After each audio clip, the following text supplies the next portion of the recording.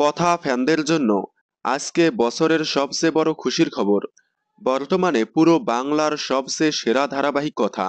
কারণ কথা লাস্ট 2 সপ্তাহ ধরে বেঙ্গল টপার হয়ে আসছে। প্রতিপক্ষ ধারাবাহিকে থেকে অনেকটা গ্যাপে এবং হিউজ টিআরপি দিয়ে বেঙ্গল টপার হয়ে আসছে কথা। কথা এই নিয়ে মোট 8 বার বেঙ্গল টপার হলো।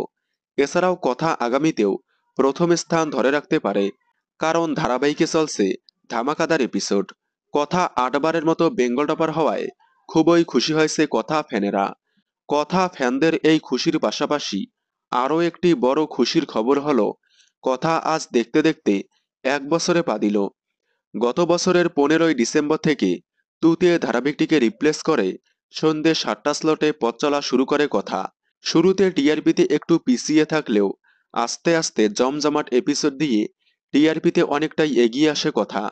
কথার প্রতিপক্ষ অনেক শক্তিশালী হওয়ায় বেশ কয়েকদিন সময় লেগেছিল স্লট দখল করতে। এরপর স্লট দখল করার পর হাড্ডাহাড্ডি লড়াই করে এক এক করে মোট 8 বার বেঙ্গল টপার হয়ে দেখিয়েছে কথা।